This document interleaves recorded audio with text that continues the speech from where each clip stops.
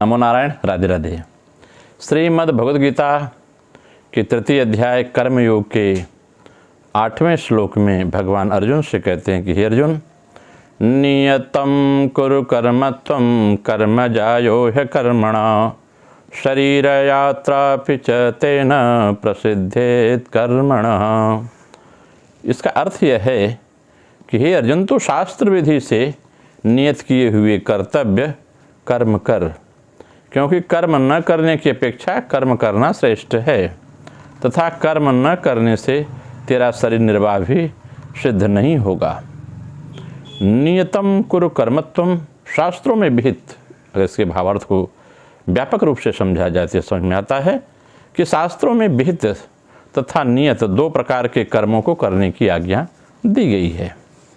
विहित कर्म का तात्पर्य है सामान्य रूप से शास्त्रों में बताया हुआ आज्ञा रूप कर्म, जैसे व्रत, उपवास, उपासना आदि।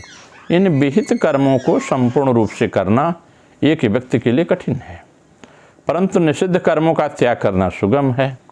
विहित कर्म को न कर सकने से उतना दोष नहीं है जितना निषिद्ध कर्म का त्याग करने में लाभ है, जैसे झूठ न बोलना, चोरी न करना, हिंसा न करना इत्यादि इत्यादि।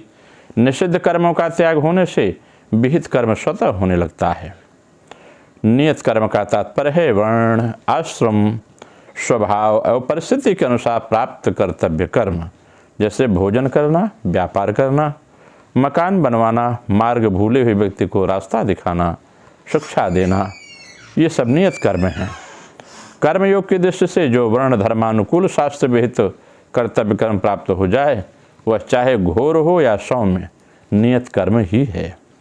यहाँ नियतम कुरु कर्म पद में भगवान अर्जुन से कहते हैं कि क्षत्रिय होने के नाते, वर्ण व्यवस्था के क्षत्रिय होने के नाते अपने वर्ण धर्म के अनुसार परिस्थिति से प्राप्त युद्ध करना तेरा स्वाभाविक कर्म है। क्षत्रिय के लिए युद्धरूप हिंसात्मक कर्म घोर दिखते हुए भी वस्तुतः वह घोर नहीं है, क्योंकि उसके लिए वह नियत कर्म ही है। दूसरे अध्याय में भगवान ने कहा है कि स्वधर्म की दृष्टि से भी युद्ध करना तेरे लिए नियत कर्म है। वास्तव में तो स्वधर्म और नियत कर्म दोनों एक ही हैं। यद्यप दुर्योधन आदि के लिए भी युद्ध वर्ण धर्म के अनुसार प्राप्त कर्म है, तथापि वह अन्याय युक्त होने के कारण नियत कर्म से अलग है, क्योंकि वे युद्ध करके अन्यायपूर्वक राज्य छीनना चाहते हैं। अतः उनके लिए यह युद्ध नियम तथा धर्मयुक्त कर्म नहीं है। अर्जुन का प्रश्न है कि यदि आपको कर्म की अपेक्षा ज्ञान श्रेष्ठ मान्य है तो मुझे घोर कर्म में क्यों लगाते हो। इसके उत्तर में यहाँ भगवान कहते हैं कि कर्म न करने की अपेक्षा कर्म करना ही मुझे श्रेष्ठ मान्य है। इस प्रकार अर्जुन का विचार युद्ध रूप घोर कर्म से निवृत्त होने का है और भगवान का विचार अर्जुन को युद्ध रूप नियत कर्म से प्रवृत्त कराने का है। दोषयुक्त होने पर भी सहज या नियत कर्म जो है का त्याग नहीं करना चाहिए। सहजम कर्म कौन्तेय सदोषमपि न त्यजेत। कारण यह है कि इसके त्याग से दोष लगता है तथा कर्मों के साथ अपना संबंध भी बना रहता है।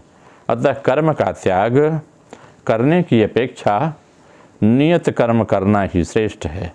फिर आसक्ति रहित होकर कर्म करना तो और भी श्रेष्ठ माना गया है, क्योंकि इसमें कर्मों के साथ श्रद्धा संबंध विच्छेद हो जाता है। अर्जुन, तेरा कर्म न करने में आसक्ति ना हो। कारण यह है कि कर्तव्य कर्मों से जी चुराने वाला मनुष्य प्रमाद, आलस्य और निद्रा में अपना अमूल्य समय नष्ट कर देता है अथवा शास्त्र निषिद्ध कर्म करेगा, जिससे उसका पतन हो जाता है। स्वरूप से कर्मों का त्याग करने की अपेक्षा कर्म करते हुए कर्मों से संबंध विच्छेद करना श्रेष्ठ है। कारण यह है कि कामना, वासना, फलाशक्ति, पक्षपात आदि ही कर्मों से संबंध जोड़ देते हैं, चाहे मनुष्य कर्म करे अथवा न करे। कामना आदि के त्याग का उद्देश्य रखकर कर्मयोग का आचरण करने से कामना आदि का त्याग बड़ी सुगमता से हो जाता है। अर्जुन के मन में ऐसा भाव उत्पन्न हो गया था कि अगर कर्म ही न करें तो कर्मों के स्वतः संबंध विच्छेद हो जाएगा। ऐसा अर्जुन के मन में विचार आ गया। इसलिए भगवान ने नाना प्रकार की युक्तियों के द्वारा उनको कर्म करने के लिए प्रेरित किया है। उन्हीं युक्तियों में से इस एक युक्ति का वर्णन करते भगवान कहते हैं कि हे अर्जुन, तुम्हें कर्म तो करने ही पड़ेंगे, अन्य की तो क्या बात, कर्म किए बिना तेरा शरीर निर्वाह यानी खाना पीना आदि भी असंभव हो जाएगा। खाना पीना सोना जगना भी तो कर्म है। जैसे ज्ञान योग में विवेक के द्वारा संसार से संबंध विच्छेद होता है, ऐसे ही कर्म योग में कर्तव्य कर्म का ठीक ठीक अनुष्ठान करने से संसार से संबंध विच्छेद हो जाता है। अतः ज्ञान योग की अपेक्षा कर्मयोग को किसी भी प्रकार से कम नहीं मानना चाहिए। कर्मयोगी शरीर को संसार का ही मानकर उसको संसार की ही सेवा में लगा देता है, अर्थात शरीर में उसका कोई अपनापन नहीं रहता। वह स्थूल सूक्ष्म और कारण शरीर की एकता क्रमशः स्थूल सूक्ष्म और कारण संसार से करता है, जबकि ज्ञान योगी अपनी एकता ब्रह्म से करता है। इस प्रकार कर्मयोग की जड़ तत्व की एकता करता है और ज्ञान योगी चेतन तत्व की एकता को करता है। यहाँ अर्जुन की कर्मों में अरुचि है, उसके मन में कर्म न करने के लिए आग्रह है। केवल अर्जुन की बात नहीं है, बल्कि परमार्थिक मार्ग के अन्य साधक भी प्रायः इस विषय में ऐसे ही बड़ी भूल करते हैं।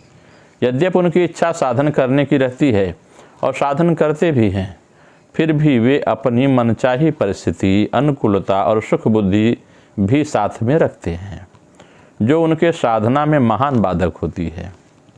जो साधक तत्व प्राप्ति की सुगमता ढूंढता है, उसे शीघ्र प्राप्त करना चाहता है, वह वास्तव में सुख का रागी है, न कि साधना का प्रेमी। जो सुगमता से तत्व प्राप्ति चाहता है, उसे कठिनता सहनी पड़ती है, और जो शीघ्रता से तत्व प्राप्ति चाहता है, उसे विलंब भी सहना पड़ता है। कारण यह है कि सुगमता और शीघ्रता की इच्छा करने से साधक की दृष्टि साधना पर न रहकर फल पर चली जाती है, जिससे साधन में उकताहट पैदा होती है और साध्य की प्राप्ति में विलंब होता है। इसका यह दृढ़ निश्चय उद्देश्य है कि चाहे जैसे भी हो, मुझे तत्व की प्राप्ति होनी ही चाहिए। उसकी दृष्टि सुगमता और शीघ्रता पर नहीं जाती। तत्परता के साथ कर्म में लगा हुआ मनस्वी व्यक्ति जब अपने उद्देश्य की पूर्ति के लिए कमर कसकर लग जाता है, तब वह सुख और दुख को नहीं देखता। मनस्वी कार्यार्थी न गणित दुगह न च सुखम। क्या साधक की बात करें कि क्या बात है? साधकों की बात तो ही क्या है। एक साधारण लोभी मनुष्य भी दुख की ओर नहीं देखता। प्राय देखा जाता है कि पसीना आ रहा है, भूख प्यास लगी है, शौच जाने की आवश्यकता जान पड़ती है, फिर भी यदि धन की कमाई हो रही है, विशेष बिक्री हो रही है, पैसे आ रहे हैं, तो वह लोभी व्यापारी सब कष्ट सह लेता है। ठीक लोभी व्यक्ति की तरह साधक की साध्य से निष्ठा होनी चाहिए। उसे साध्य की प्राप्ति के लिए बिना चैन से न रहा जाए। जीवन भारत स्वरूप प्रतीत होने लगे, खाना पीना आराम आदि कुछ भी अच्छा न लगे, और हृदय में साधना का आदर और तत्परता रहे। साध्य को प्राप्त करने की उत्कंठा होने पर देरी तो अशय होती है, पर वह जल्द प्राप्त हो जाए यह इच्छा नहीं होती।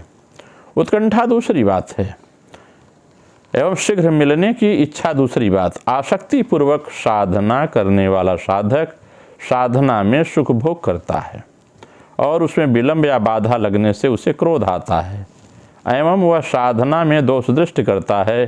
परंतु आदर और प्रेम पूर्वक साधना करने वाला साधक साधना में विलंब या बाधा लगने पर आर्त भाव से रोने लगता है, प्रभु हे करुणा कर कब कृपा करोगे, और उसकी उत्कंठा और तेजी से बढ़ती है। यही शीघ्रता और उत्कंठा में अंतर है। शीघ्रता में साधक का सुख सुविधा का भाव रहता है कि तत्व प्राप्ति शीघ्र हो जाए तो पीछे आराम करेंगे। इस प्रकार फल की ओर दृष्टि रखने के साधन का आदर कम हो जाता है। परंतु उत्कंठा में साधक अपने साधना में ही आराम मानता है। साधना के सिवाय और करना ही क्या है, इससे बढ़िया और काम है ही क्या जिसे हम करें। अतः यही काम साधना करना है।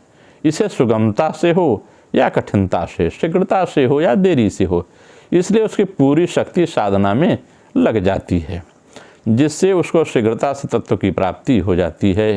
परंतु शीघ्रता से सिद्धि चाहने वाला साधक साध्य की प्राप्ति में देरी होने पर निराश भी हो सकता है। कहते हैं भगवान अर्जुन को निमित्त बनाकर साधकों को सावधान करते हैं कि तुम्हें अपनी अनुकूलता और सुख बुद्धि, जो कि साधना में सुख मूल बाधा है, का त्याग करके कर्तव्य कर्म को करने में बड़ी तत्परता से लग जाना चाहिए। जैसे पार्वती के संवाद में हुआ कि जन्म कोटि लगी रगर हमारी, बरहु संभनत रहु कुमारी, तजौन नारद कर उपदेशु, आप कहें सत बार महेशु। ये प्रतिज्ञा के लिया गुरुदेव का शब्द है, मैं इसे करूँगा। अगर इस विषय की हम आध्यात्मिक व्याख्या करें क्रिया योग के माध्यम से, जब क्रिया योग की व्याख्या करते हैं, क्रिया का दर्शन करते हैं, इसे हम आत्मसात कैसे करें, तो इसका भाव यह है इस श्लोक का, नियतम कुर कर्मत्वम, मतलब क्रिया किए बिना कोई क्रिया की परावस्था को प्राप्त नहीं हो सकता। अगर हम मनुष्य शरीर में आए हैं, सोचे बिना साधना की हमें मुक्ति मिलेगी, यह असंभव है।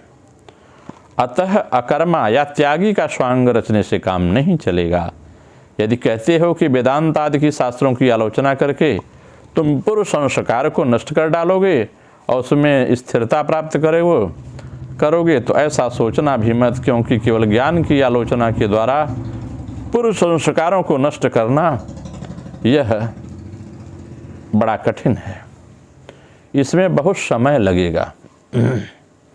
फिर भी ठीक होगा या नहीं, इसमें संदेह है। मान लो कि हो ही जाएगा तो भी नए संस्कार को अभ्यस्त करने में बहुत दिन लगेंगे। उतने दिनों तक प्राणायाम के बिना तुम्हारा शरीर कैसे रह सकता है? अतः तुम्हें प्रतिदिन क्रिया करनी ही पड़ेगी, परंतु असंबद्ध तरीके से अनियमित ढंग से करने से भी कुछ क्रिया लाभ नहीं होता। नियत और नियमित रूप से कार्य करना होगा। आहार विहार शयन भोजन, इन सारे विषयों में योगी को खूब नियम पालन करते हुए चलना पड़ता है। कष्ट के भय से यदि नियम नहीं मानते, क्रिया नहीं करते, तो इससे शरीर यात्रा का भी निर्वाह नहीं होगा। शरीर रूपी रथ पर चढ़कर जो हमने यात्रा प्रारंभ की है, वह कहाँ जाने के लिए है? क्या हमें विचार है? क्या केवल इंद्रिय भोग और कर्म भोग के लिए है? ऐसी बात नहीं है। यह शरीर हमको मिला है, उसका भजन करने के लिए। देह धरे कर यह फल भाई, भजी राम सब काम बिहाई। उसको पाने के लिए हुआ है, वही तो जीवन का परम लक्ष्य है, उसको पाना। यदि हम क्रिया या उपासना नहीं करते तो वह नहीं मिल सकता। और जिस उद्देश्य को लेकर हम जगत में आए हैं वह सिद्ध नहीं हो सकेगा। इसके सिवाय यह भी विचारणीय है कि ज्ञान के अधिकारी नहीं हो, कर्म के अधिकारी हो, और कर्म किए बिना तुम्हारा कार्य नहीं चलेगा। तुम चाहते हो कि मेरा भक्त होना, इसकी भी सिद्धि नहीं होगी। कर्म का अधिकारी होकर जो कर्म नहीं करता, केवल मौखिक ज्ञान की बात बघारता है, उसका यह लोक और परलोक दोनों नष्ट हो जाता है। प्राण क्रिया करते करते तुम्हारा देहाभिमान चला जाएगा। देहाभिमान शून्य पुरुष को सर्वत्र ही आत्मदर्शन होता है। वह उस समय अहंकार नहीं रह जाता, और जब अहंकार नहीं रह जाता है तब व्यक्ति क्रिया की सहजता में प्रवेश करता है।